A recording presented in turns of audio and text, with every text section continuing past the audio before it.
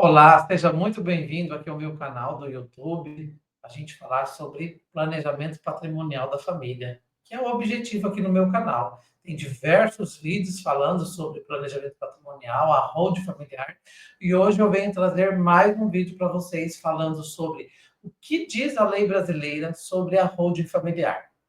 Será que esse instituto holding familiar existe no nosso ordenamento jurídico? Está na legislação do instituto? Deixa eu desligar aqui para não ficar aparecendo esse barulhinho das notificações. Será que existe esse instituto no nosso ordenamento jurídico, holding familiar? O que diz a nossa legislação? Eu vou fazer uma breve introdução sobre tudo o que diz a nossa legislação.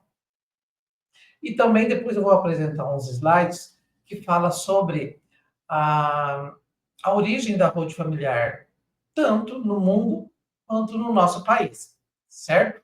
Então, para a gente começar, a base legal da holding familiar aqui no Brasil.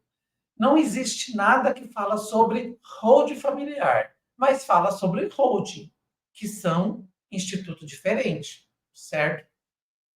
A holding familiar é uma brecha que os especialistas, principalmente na área do direito, viram para poder proteger o patrimônio das famílias. E ela se originou há muitos anos, há mais de 200 anos no mundo, e chegou no nosso país há mais de 40 anos, que eu vou estar falando aqui na sequência.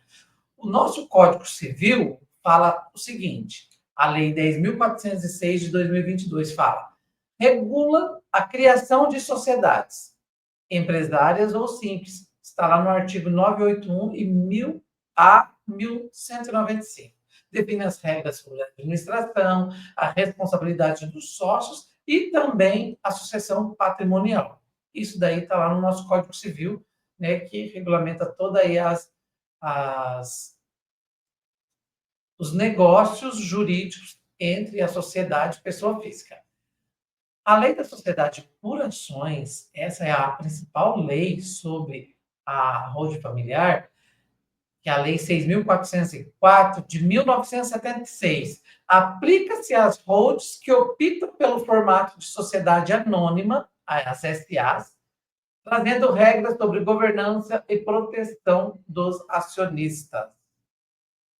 Esta aqui foi um marco histórico no direito empresarial, a sociedade por ações. E hoje nós usamos nas sociedades limitadas, supletivamente, as regras da sociedade por ações, a Lei 6.404. Então, nós já falamos do Código Civil, Lei 10.406, agora a Lei 6.404 de 76, que é a Lei de Sociedade por Ações. Temos também as legislações trabalhistas, né? Perdão, a legislação tributária, o regime de tributação segue as normas da maioria das empresas. Lucro presumido, lucro real, simples nacional, dependendo do enquadramento. Eu quero abrir um parênteses aqui muito importante sobre o simples nacional. Hoje é possível sim você fazer um planejamento patrimonial enquadrando no simples nacional. Só que é muito restrito os casos que pode ser aplicado o Simples Nacional no planejamento patrimonial, porque o sistema ele será de uma empresa só. É a mesma coisa da sociedade limitada de um sócio só. Se fala em sociedade, tem que ser no mínimo os dois, essa é a lógica. Até então, até 2, 3 anos atrás, a sociedade limitada teria que ser no mínimo 2 sócios, ou 2 ou mais sócios. Depois veio a Eireli, empresa individual com responsabilidade limitada, que foi praticamente a fusão do empresário individual com a sociedade limitada, veio o Eireli. Só que o código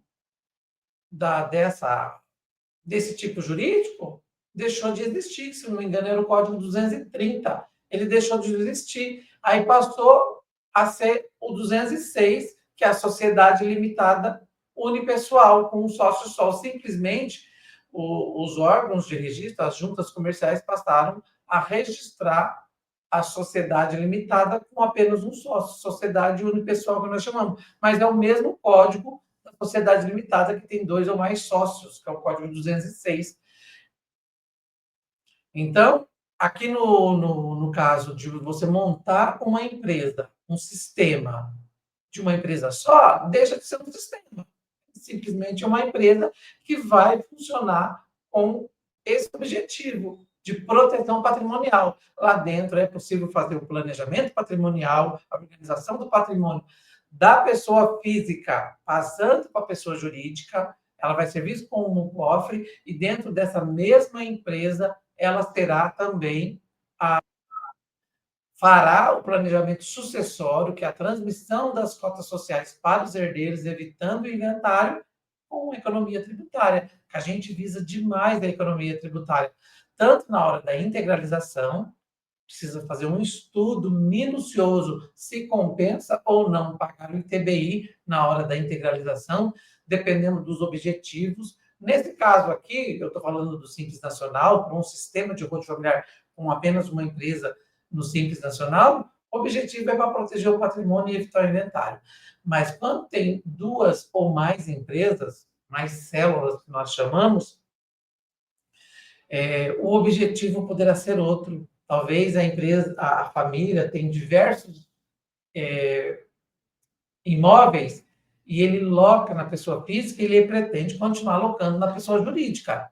Nesse caso, aí tem que se fazer um estudo se essas locações ou até mesmo venda desses imóveis na pessoa física para poder economizar no ganho de capital, talvez seja mais viável pagar o ITBI e depois recolher o imposto da pessoa jurídica na venda ou também na locação, do que deixar de pagar o ITBI e ficar amarrado depois. Tudo precisa se fazer uma análise, certo? Planejamento patrimonial é isso. Análise da situação, da característica da família, do patrimônio e dos objetivos dessa família em relação a esse patrimônio, certo? A maioria das empresas que nós fazemos de planejamento patrimonial, o sistema tem mais que uma empresa e daí não se cabe o Simples Nacional, porque o Simples Nacional ele tem uma vedação. Quando o sistema tem mais que uma empresa, 2 ou até 3, que é o que mais se faz, são de 3 CNPJs, uma passa a ser controladora da outra. Essa empresa é sócio dessa, essa é sócio dessa. E aí existe uma vedação de estar no Simples Nacional. Por isso que eu falei que é muito restrito os casos que pode ser Simples Nacional. A tributação, vamos dar continuidade para o vídeo não ficar muito longo. A tributação sobre a distribuição de lucro é isenta de imposto de renda. Quando se tem atividade operacional, empresa familiar que visa lucro, a distribuição do lucro é isenta de imposto de renda por enquanto. A reforma tributária já está tentando cobrar também imposto na distribuição de lucro. A empresa paga imposto quando tem o seu faturamento, faz a apuração do imposto, paga o imposto. Paga-se todas as dívidas da empresa, o que sobrou vai lá para os lucros acumulados, que é uma conta do patrimônio líquido. Esse lucro acumulado, quando distribui aos sócios, a pessoa física, não é cobrado o imposto lá na pessoa física. Distribuição de lucro já foi pago lá na pessoa jurídica. A reforma tributária pretende cobrar de novo o imposto. Por enquanto não está sendo cobrado, mas é bom ficar esse alerta, certo? Então, infelizmente, essa é a realidade, conforme o artigo 10 da Lei 9.249 de 95, que dá essa isenção de imposto de renda da distribuição de lucro. Porém, pode ser mudado. Normas sucessórias está lá no Código Civil. A holding é uma ferramenta para planejamento sucessório, evitando o inventário. É uma ferramenta fantástica. Eu cheguei a essa conclusão com mais de 15 anos com o escritório de contabilidade. Eu vi a dificuldade de muitos empresários em proteger o patrimônio pessoa física com uma atividade econômica familiar. E aí, então, eu fui me inteirar e há mais de 2 anos eu descobri essa ferramenta fantástica de proteção patrimonial, a holding familiar, que evita o inventário e você consegue fazer o planejamento sucessório, ou economia de tributos e ainda a proteção do patrimônio. Então, também tem essas normas sucessórias da holding, como planejamento sucessório, no nosso Código Civil. A sucessão precisa respeitar a legítima, isso também é primordial. Tem muitos profissionais que esquecem desse detalhe, o respeito à legítima, acha que os patriarcas podem doar a torto direito para quem quiser o seu patrimônio, sendo que a nossa legislação está no artigo 1846 do nosso Código Civil, o direito, o respeito à legítima dos herdeiros necessários. Quem são os herdeiros necessários? São os filhos, netos e bisnetos. Podem ser os ascendentes ou os descendentes, pais, avós e bisavós. O direito à legítima é que os herdeiros necessários têm direito a 50% dos bens, obrigatoriamente, dos seus pais, certo? Então, os pais, os outros 50%, a lei dá o direito, a liberdade dele doar para quem quiser. No planejamento sucessório, obrigatoriamente, um mínimo de 50%. Eu, até agora, não vi nenhum caso em que os patriarcas doam só 50% dos filhos, faz o planejamento sucessório, e os outros 50% ele quer doar para algum amigo, algum outro parente, sobrinho, seja lá quem for. Eu até agora não vi esse caso, mas existe essa liberdade. Geralmente, os pais doam 100% do patrimônio aos seus herdeiros e já resolve aí a questão sucessória, certo?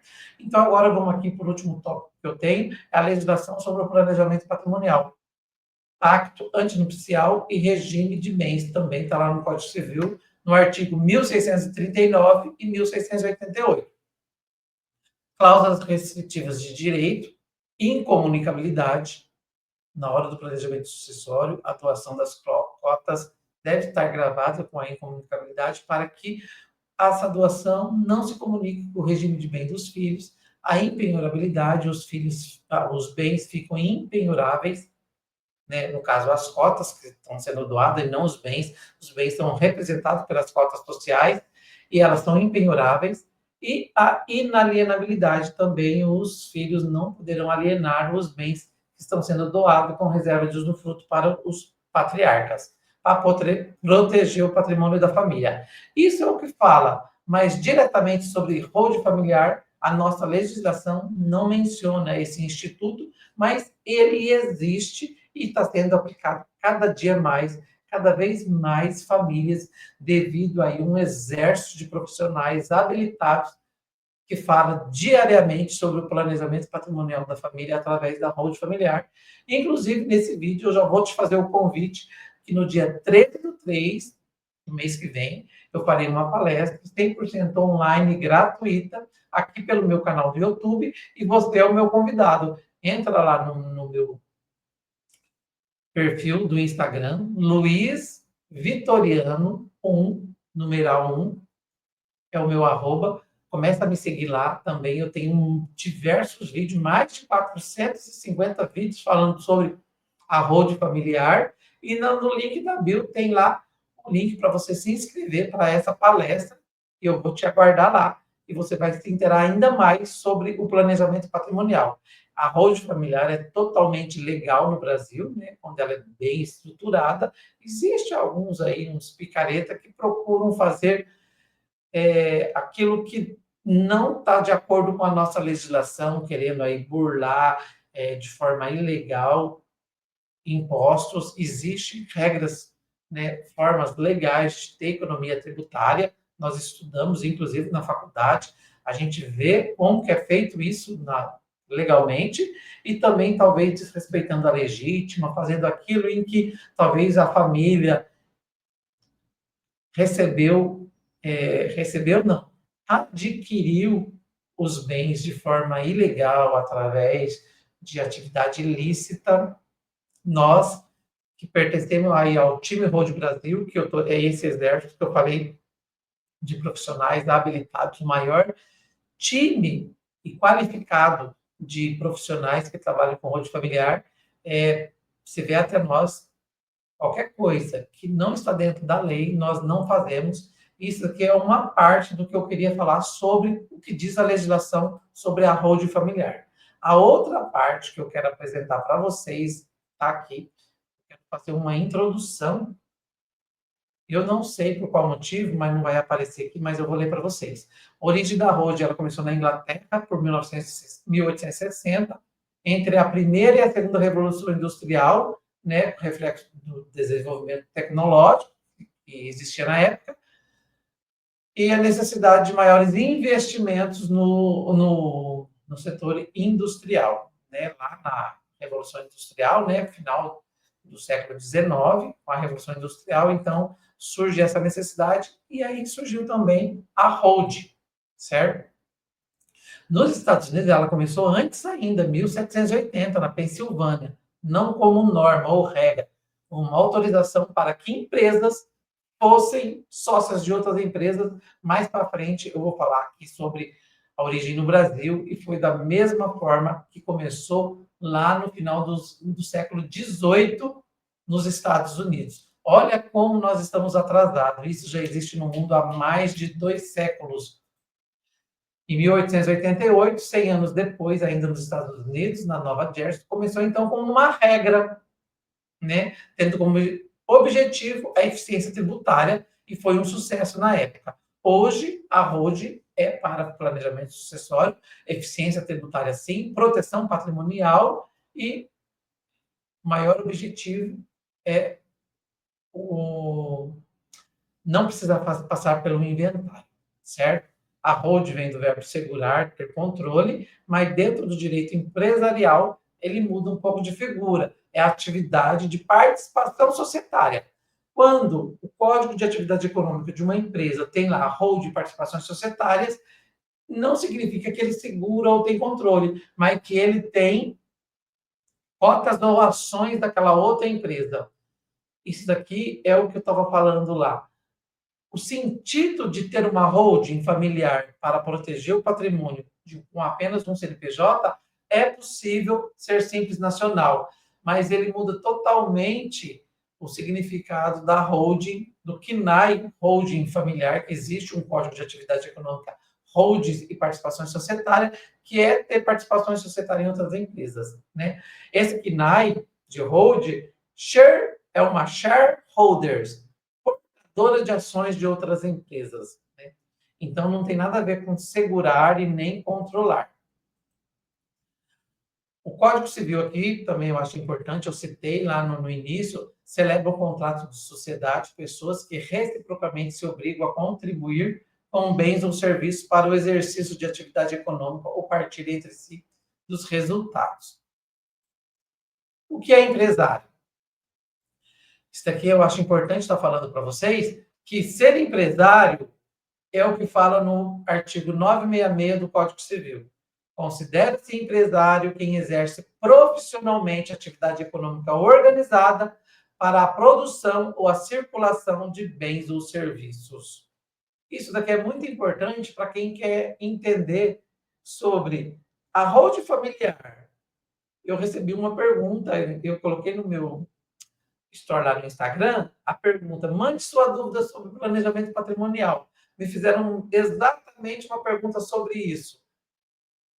Somente empresário pode abrir holding familiar ou precisa ser pessoa física?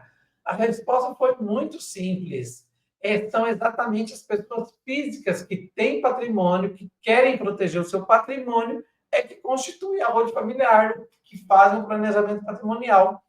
E, além disso, não é porque ele abriu uma empresa que ele se torna empresário, porque eu vou repetir aqui. Olha o que diz o artigo. Considera-se empresário quem exerce profissionalmente a atividade econômica organizada para a produção ou a circulação de bens ou serviços. A holding familiar, ela não exerce a atividade econômica. Ela não tem nem produção e nem circulação de bens ou serviços. Ela é uma empresa que não faz nada. A priori, ela não faz nada. Por quê? Porque toda atividade econômica é atividade de risco. As atividades econômicas são atividades de risco e, por isso, toda atividade de risco, se tem patrimônio lá, vai colocar os bens em risco. Por isso que não faz nada. E isso é totalmente legal. A nossa legislação permite empresas que não faz nada. Origem da holding do Brasil. Aqui é a principal tema do nosso vídeo de hoje. A lei das SAs, que eu já citei lá no início, a lei 6.404 de 76, foi um marco na lei das SAs esta autorização, no artigo 2º, parágrafo 3º. A companhia pode ter por objeto participar de outras sociedades. A holding familiar, a holding, o Código de Atividade Econômica, holding e participação societária, é uma autorização. A empresa, a companhia pode participar de outra sociedade. Então, a sociedade, ela não precisa ter sócio apenas pessoa física, pode ter pessoa jurídica. Aí que entra aquela questão do enquadramento do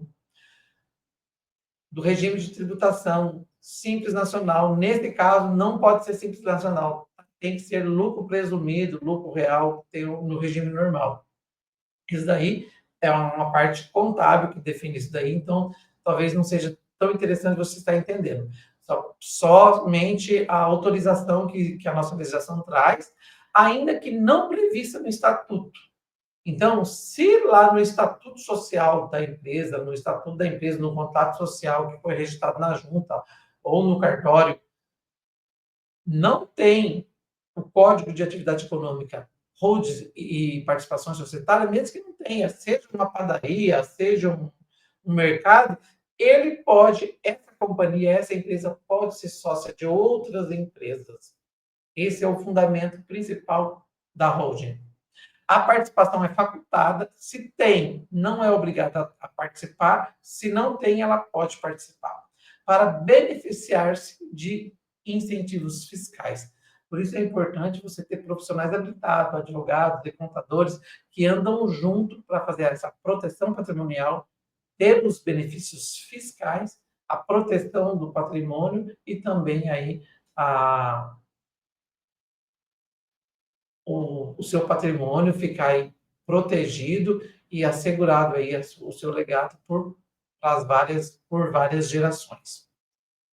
O que é a holding familiar? É um sistema que parte da utilização da autorização de funcionar de uma empresa que não faz nada para a organização do patrimônio da família. Isso daqui é a holding familiar, que pode ser uma ou mais empresas nesse sistema. Está vendo como está ficando bem claro o entendimento? A complexidade do sistema vai depender da realidade do patrimônio de cada família e da característica da família também, né? Tem família que é muito simples, é um casal com um filho, patrimônio também, às vezes é uma casa, mas é uma mansão que vale 10 milhões de reais, está num condomínio fechado, lá em Alphaville, casa de 30 milhões.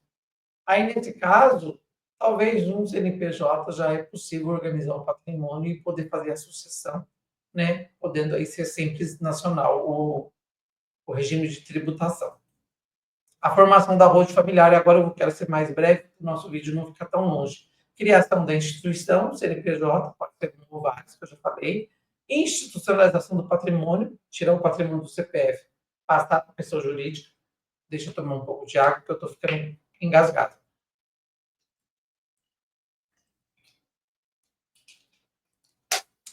Tirar do CPF, passar para a pessoa jurídica.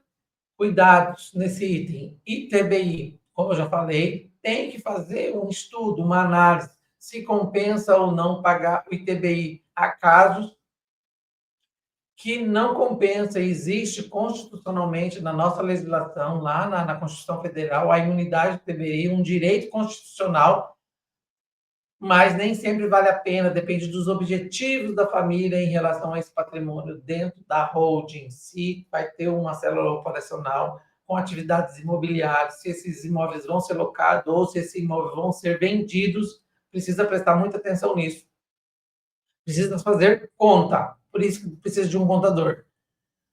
Para que não tenha ganho de capital também na hora da integralização. Existe aí as técnicas para que não estratégia para ganho de capital na hora da integralização.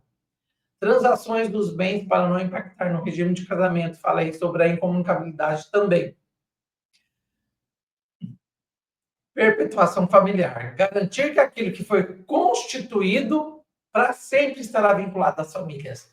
É o legado que vai perpetuar nas próximas gerações. Para que serve a hold? Para resolver as dores da família em relação aos bens da própria família, né? Resolver as dores. Você evitar o inventário, não ter briga, intriga, não ter inventário judicial, anos arrolando na justiça, como muitos casos aí do Gugu, Emílio Santiago, quantos astros aí, Chico Anísio, que o que diz as manchetes, as reportagens, que a dívida do inventário do Chico Anísio, o patrimônio não paga. Não é possível. Para vocês verem que ponto nós chegamos na nossa legislação, que está lá também. O que te protege te arranca.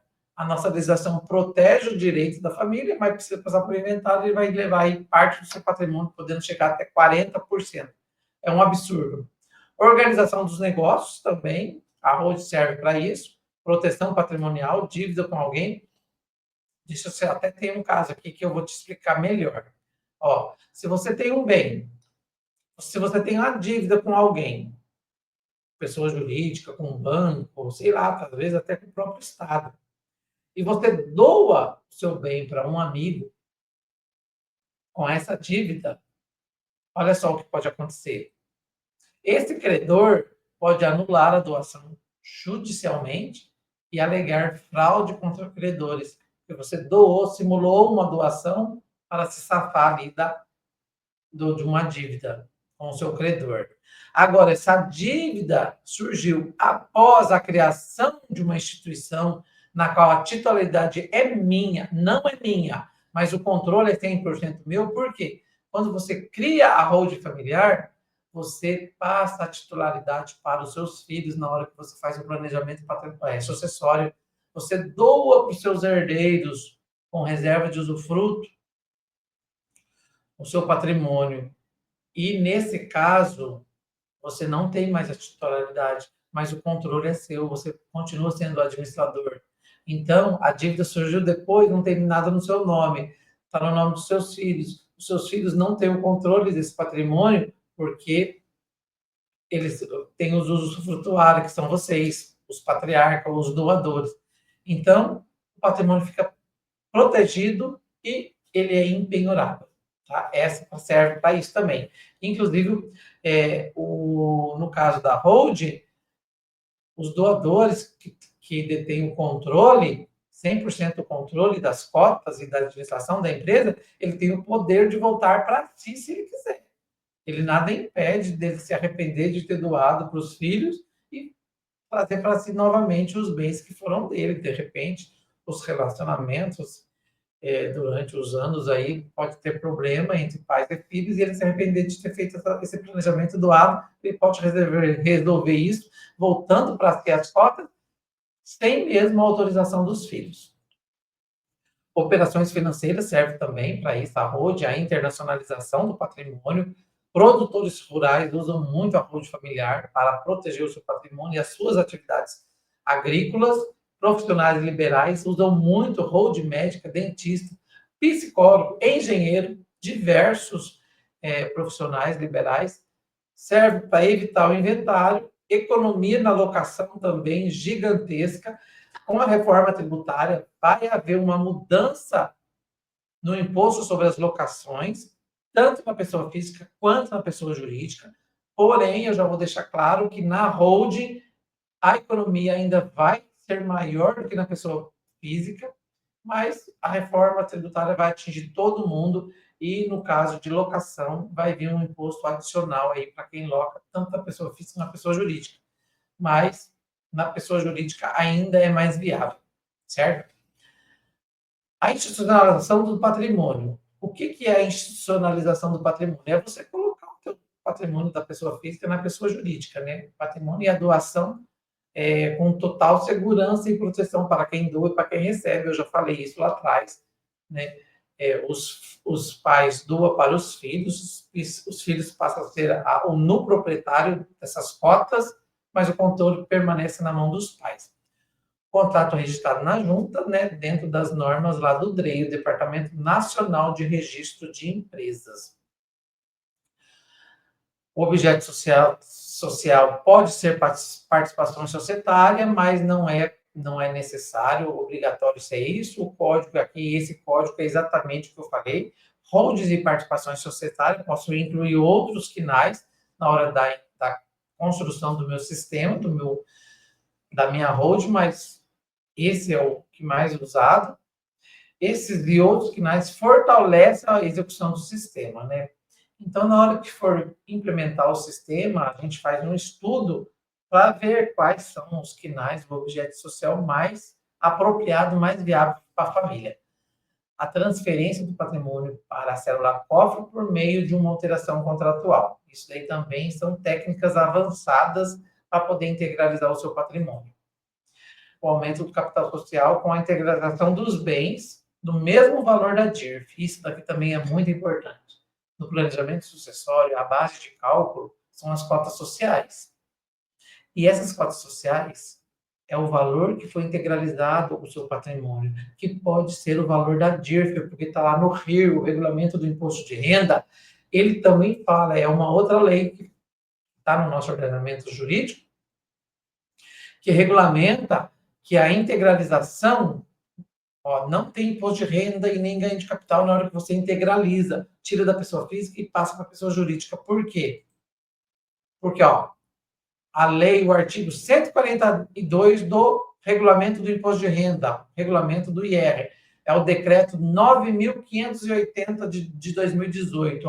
As pessoas físicas poderão transferir a pessoas jurídicas a título de integralização de capital, bens e direitos pelo valor constante na declaração de imposto de renda. Então, não precisa ser o valor de mercado, que é o que aconteceria se você falecesse e os seus bens fossem para inventário, seria o valor de mercado.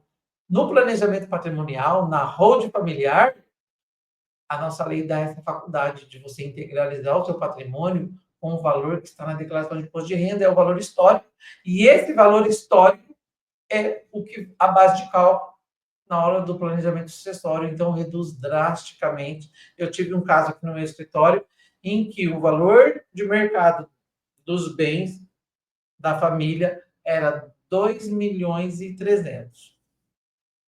O valor histórico não chegava a 200 mil. No planejamento sucessório, era esses 200 mil que seria a base de cálculo do ITCMD. E isso está totalmente legal, totalmente dentro da nossa legislação, a nossa legislação dá essa faculdade. Só que essa informação, até então, estava na mão somente das grandes bancas e das famílias milionárias e bilionárias que se beneficiavam disso. Desde 1976, que houve essa autorização pela lei das SAs, a lei 6.404 de 76, e que agora, com o advento da internet, nós temos a possibilidade de levar essas informações para vocês, para a família de classe média que tem patrimônio, quer proteger o seu patrimônio e fazer com que os seus filhos não tenham que passar pelo inventário. Então, aqui eu encerro esse vídeo de hoje, que fala sobre sobre o que diz a lei. Eu falei de diversas leis, o nosso ordenamento jurídico não fala especificamente holding familiar, mas tem essas brechas na lei em que nós podemos, sim, utilizar e se beneficiar, trazendo aí grande benefício não só para a sua família, como para o seu patrimônio, mas também para os seus herdeiros e as próximas gerações, deixando aí um legado, perpetuando o seu legado nas futuras gerações. Eu agradeço aí você que assistiu esse vídeo até aqui. Um beijo no seu coração. Se você ainda não é inscrito no meu canal, se inscreva, deixe o seu like, se inscreve no meu canal, compartilhe também esse vídeo para que outras famílias também possam conhecer esse instituto, a holding familiar, e também proteger o seu patrimônio. Me siga lá no meu Instagram, Luiz Vitoriano, numeral 1, e eu te vejo num próximo vídeo. Um forte abraço.